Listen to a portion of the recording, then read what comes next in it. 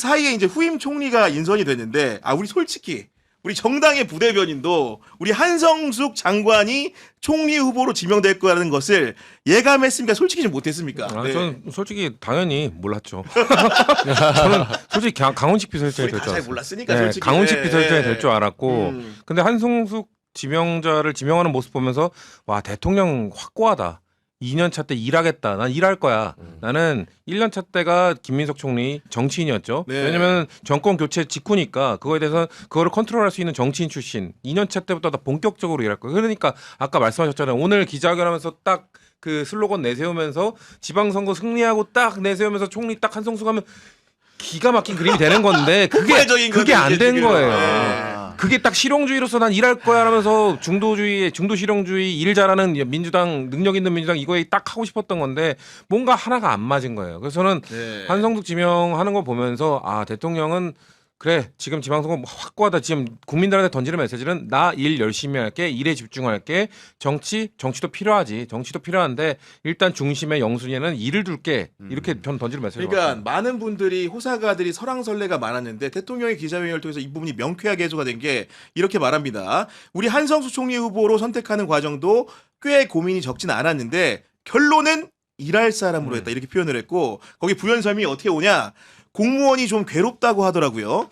공무원들이 괴로워하는데 너무 많이 시켜서 그 괴로움을 다른 공무원들도 좀 느끼게 해주고 싶습니다. 이런 말을 합니다 지금. 네, 좀 나눠봐라 총리 돼서. 그렇죠. 네. 어쨌든 비정치인 출신 총리가 잘 안 되잖아요. 민주당에서는 원래 다 정치인 출신들이 총리가 돼왔는데 새로운 패러다임이 열린 것 같고 아무래도 하마평에 있었던 정성호 장관이나 강훈식 비서실장은 지금 하고 있는 역할이 굉장히 중요하다고 판단하시는 것 같아요. 맞아요. 네. 자리를 옮길 수가 없다. 이거 대체할 수가 없는 지금 뭐 검찰 개혁 이런 것 때문에 또 방파제 역할을 해야 되고 정성호 장관은 그것 때문에 많이 힘들어하십니다만 계속 좀 고생하셔야 되고 강훈식 비서실장도 잠이 부족하고 지금 뛰어다니지만 네. 더 이상 잘할 사람이 없다. 좀 버텨 이런 메시지 아닐까 싶습니다. 저희는 저희 방송에서 이제 제가 이제 물론 이것도 이제 사후 약방문이어서 좀 덧대서 좀 과장해서 말씀드립니다만은 강훈식 정성호 이제 두 분을 독대한 게 제가 혹시 이제 한성수 후보자를 지명하려고 이런 사전 설명을 한 게 아니냐 검증을 같이 했으니까 이런 얘기를 좀 드렸었는데 뭐 결론이 이러니까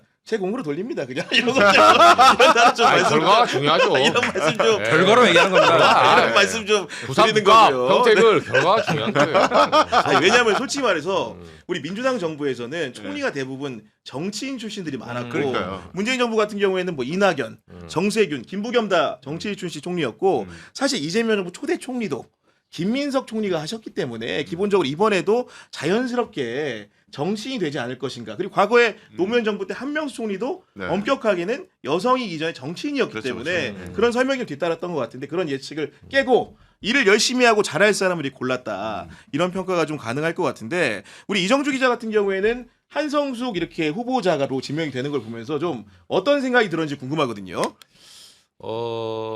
진짜 저희 속마음을 한번 얘기 드릴까요?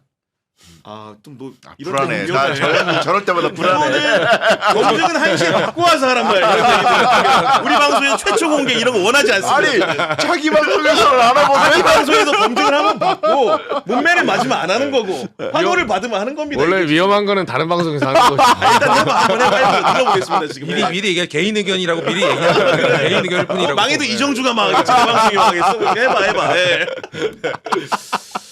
그러니까 이거는 그러니까 한성수 후보가 첫 번째 두 가지인데 저는 한성수 후보가 그 중기부 좀 전화 돌려봤거든요. 네. 평이 굉장히 좋아요.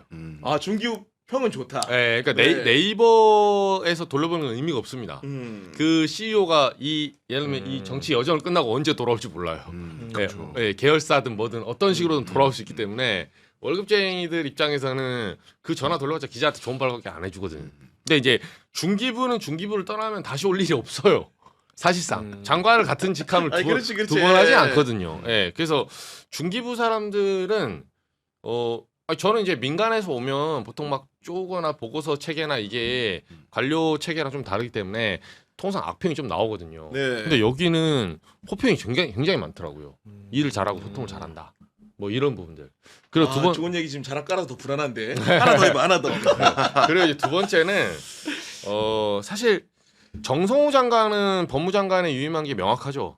왜냐하면 딴 거 말고 지금 이제 전당대회 8월 17일 하고 나면 10월 달에 중수총 출범하거든요. 음. 아마 전당대회 때 불이 붙을걸요? 그 우리 그러니까 소위 말해서 이 민주당 계열에 그리고 민주당 안에 가장 화약고가 어디입니까? 네. 보안 수사권 문제죠. 네. 네, 그걸로 나옵니다. 싸울 거예요 분명히. 네. 지금 법무장관 교체해버리면 끝장나버려요 사실은. 이건 방향도 안 잡히고. 그래서 정성호 장관은 움직일 수 없어요.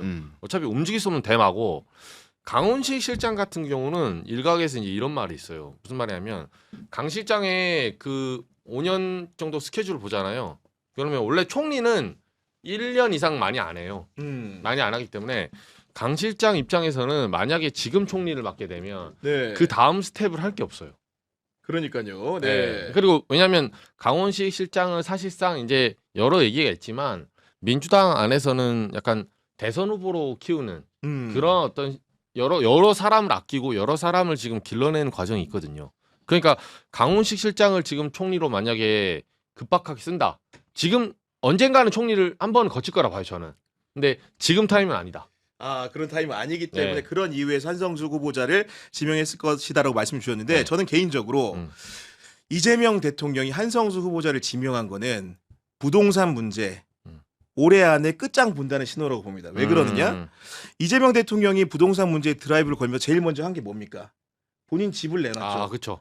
그러면서 이제 어차피 퇴임 후에는 관저에 들어갈 거기 때문에 내놨습니다. 그런 상황이 왔는데 그 사저라고 하겠죠. 대통령 사저에 들어가기 때문에 내놓은 건데 결국 그러면서 나는 내 집까지도 내놓으면서 부동산에는 진심으로 싸울 것이다.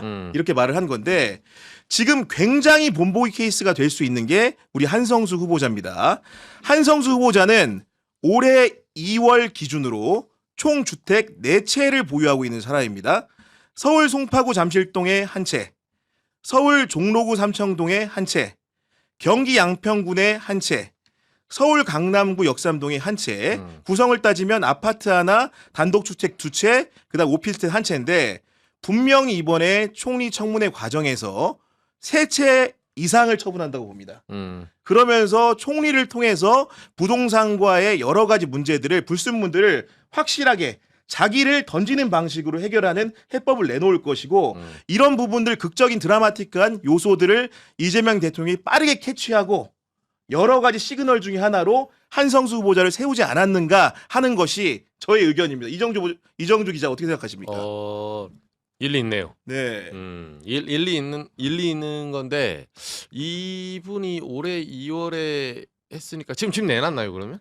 뭐 아마도 이제 그 상황들은 차후에 이제 여러 가지 인사청문회 과정에서 공개가 되겠지만은 지금 처분 속도가 빠르게 진행 중이지 않을까라는 생각을 좀 감히 좀 해보게 되거든요. 일리 있는 것 같아요. 근데 이재명 대통령이 저는 하나만 그 부연하자면 이거를 하도 보수 정권이나 그러니까 보수당이나 보수 언론에서 이거를 막 찍어대길래 제가 하나를 정확하게 좀 정정을 해드릴게요. 이재명 대통령을 집을 팔라고 한 적이 없어요. 가져도 돼요. 그렇지. 가져도 되는데 다주택자의 세율에 맞는 돈을 내라는 거예요. 세금 내라는 거예요. 그렇지. 이거 뭐라 합니까? 아니 공산주의처럼 오히려 문재인 정부가 공산주의 정부지 그러면 왜 그걸 팔라고 합니까? 아 물론 근데 팔라고 팔았어요? 집 안 팔고 민정수석지 던지고 나갔잖아요. 김종인 수석. 그 유명한 사건 아닙니까? 2채 갖고 있는 거 집이 더 소중하니까 집 사랑하러 갔어요. 전 국민 앞에서 그런 쪽팔린 소위 말해서 장면까지 만들어내면서 부동산 해결을 못한 게 문재인 정부예요. 근데 정말 본인들은 공직자들 청와대에 있는 사람 한 채만 가지라 할 때 집 팔 줄 알았겠죠. 정말 민정수석을 던질 줄 몰랐겠죠. 그거 그렇지. 얼마나 충격이었어요. 그걸 보고 사람들이 깨달았죠. 아 민정수석은 아무것도 아니구나. 강남집과 잠실집이 최고다. 역설적으로 그런 시그널을 준 거예요. 이런 코미디 같은 짓을 한 게 문재인 정부입니다. 그런 근데 부분에서 이재명 네. 정부는 저는 딱히 부연해서 옹호하려는 게 아니라 왜냐하면 용어를 명확하게 해야 되는 게 집 팔려고 안 한다니까요. 가지세요. 3채 4채 많이 가지고 있어. 다만 세율은 많이 내라. 누가 뭐라 안 합니다. 세율대로 세금은 내라. 당연하죠. 네. 당연하죠. 그러니까 스포츠카 선호대 예를 들면 스포츠스타야. 뭐 호날두야. 뭐 메시야. 야구 오타니야. 누가 뭐라 합니까? 많이 타세요. 근데 많이 타는 거에 대해서 세금을 내라 이거예요. 세금을 안 내고 내지는 보유세가 지금 낮은 거를 OECD 기준에 안 맞는데 나는 좋은 차는 타고 싶은데 세금 적게 내고 이건 도둑놈이죠. 이런 도둑놈 신보로 안 된다는 겁니다.